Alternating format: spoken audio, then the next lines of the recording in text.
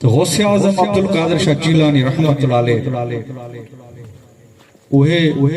हस्ती आहिनि कि जेकॾहिं आलमन खान मुफ्तिन खान पुछंदव त चवंदा त असांजे सिर जो साईं आहे गौस पाक भेद दस्तगीर सुभान अल्लाह वलियन दरवेशन खां पुछंदव त चवंदा सोने साईं जो कदम मुबारक असांजे गर्दननि ते आहे सुभान अल्लाह हिकिड़ी ॻाल्हि यादि अचे थी पई त गौस पाक जन जो हिकिड़ो शागिर्द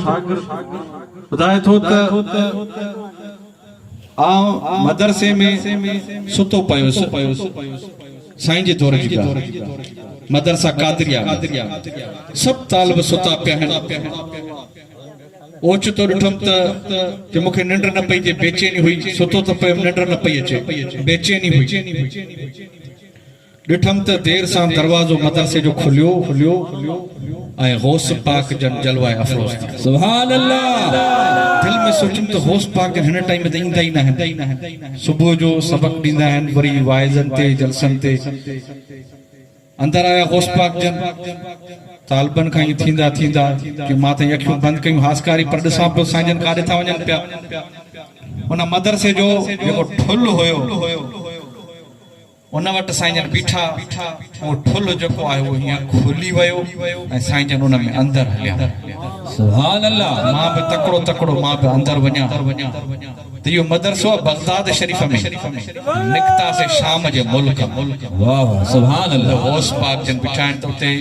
वॾियूं हस्तियूं बुज़ुर्ग वॾा अब्दाल बीठा आहिनि अर्ज़ु कनि था ॻारो खीचे मुंहिंजी सोना साईं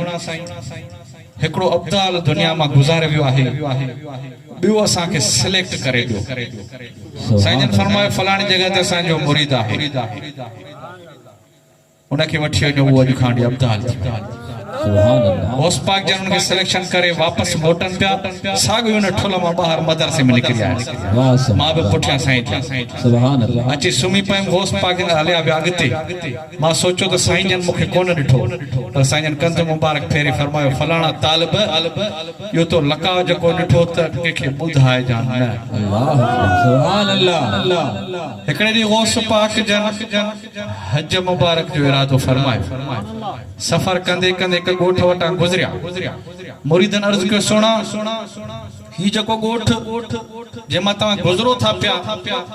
जेकर हेॾे हलिया हलूं राति हिते रहूं छो जो हिते तव्हां सां मोहबत कंदड़ वॾी जमायत रहे थी हितां जा माण्हू ईंदा आहिनि तव्हां वटि साईं जन फरमायो ठीकु आहे साईं जन हीअं लही आया माण्हुनि जी त ख़ुशीअ जी इंतिहा हुई त गौस पाक जन अची विया आहिनि सुभान अल्लाह मोटाणी खोड़नि में जो गौस पाक जन अंदरि अचनि त तव्हां छा था सम्झो सुभान अल्लाह भाग खुली वेंदा न सुभान अल्लाह भाग खुली आहे हर को माण्हू चए पियो साईं मूं वटि रहो मूं वटि साईं जन फरमायो त सभु मुरीद भला प्यारा आहियो मूंखे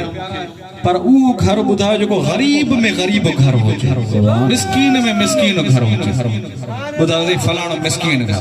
साईं जन फरमायो त मां रिहाइश उते कंदुमि सभु उते मिलण अचो पोइ साईं जन रिहाइश उते कई हुनजा त भाग खुली विया साईं जन फरमायो को बि तकलीफ़ न जेको कुझु हाल आहे सुबुह थियो सभु माण्हू मिलण आया को ढोर काया आयो को ठगी काया आयो साईं नज़राने में को सोन ॾेई वियो को चांदी को कपिड़ा ॾेई वियो को नज़रानो नज़राना जा हीअं ढेर बणिजी विया गौस पाक जन फरमायो त हाणे इजाज़त वठंदासीं पर जेको मुंहिंजो ग़रीब मुरीद आहे जंहिं वटि रिहाइश थी इहो सभु कुझु मां उनखे ॾेई थो वञा भेद दस्तगीर सोना।